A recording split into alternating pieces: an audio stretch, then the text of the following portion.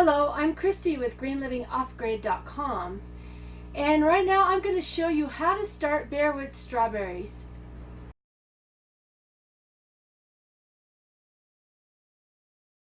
Now, something to know about barewood strawberries: they come in a package like this, and as you can see in this bag, they're pretty dry when they come.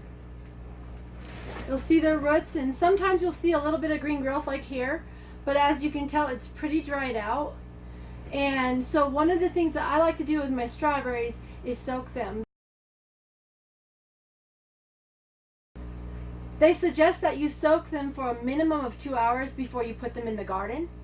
And also, I have found when I was keeping some in the house waiting for the weather to warm up here in Colorado, you want to be careful because they are prone to root rot. So if you're soaking strawberries in a little bucket of water, don't soak them for more than 2 weeks. In my case, we had a snowstorm come in the week I was planning to plant them, and it was May 20th, and we had 1.5 feet of snow here at 7,500 feet elevation.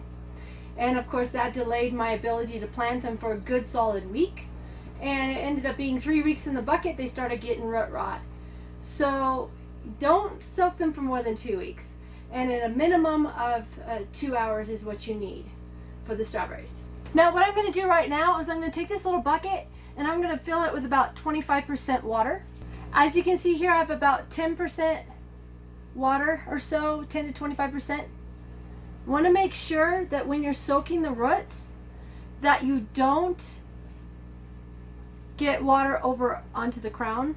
They really should just have just the roots in the water, as you can see here, and the crowns need to stick up above the water. So that gives the plant a chance to get some air, but at the same time it allows the roots to hydrate properly. So one of the things that you need to do in prepping your bed before you plant your strawberries is you want to make sure that all the crabgrass is removed from your bed. I had quite a time with my strawberry bed in recent years. A lot of my strawberries died off over, probably had them maybe 5 years or so, and the crabgrass is coming in and it was growing so thick in my bed that I had a real difficult time keeping the strawberries all clear of the crabgrass. So I recently just dug up the bed and removed the strawberries that were in the bed. I just pulled them out with the crabgrass and tried to replant what I could of the strawberries, and like I said, most of the bed had turned into crabgrass. So I replanted those strawberries and the ones that were remaining, and these guys are going to go in and fill in the bed with more strawberries in the hopes that we won't have so much trouble with the crabgrass. We'll have enough strawberries to kind of keep that crabgrass down. So that's just one thing to note. Strawberries can be kind of a pain when you're growing them year after year. If you don't keep that crabgrass out, it can be difficult to be able to maintain your strawberries. So that's what we're going to do today after these guys have soaked for a little bit. Alright, I'm here in my garden and I've got my new strawberries ready to plant.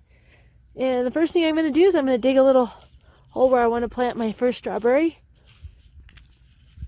I had used some horse manure to cover the beds in the fall, so they're not super fresh, but it does make kind of like a little mulch around the strawberries, which is really great for keeping the weeds down.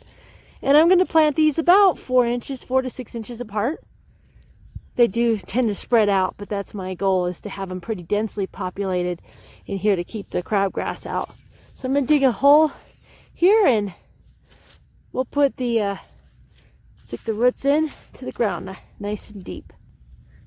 Alright, I'll stick it in the hole, put some nice soil around it, and you want to plant it with the crown up at the base of the soil like that. Pack it down. Alright, there's the first one.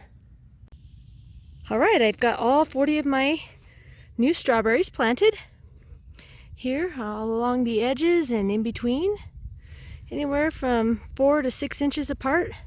6 inches is ideal, I think, just because they do spread out pretty nicely. So you can see where all the new transplants are. And now I'm going to water these a couple times every day just to make sure they don't dry out and they're able to sprout up nicely. Well, here are my strawberry plants a few weeks later.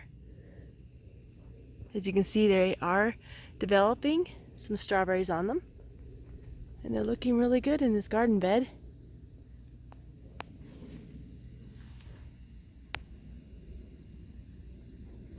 Thanks for watching.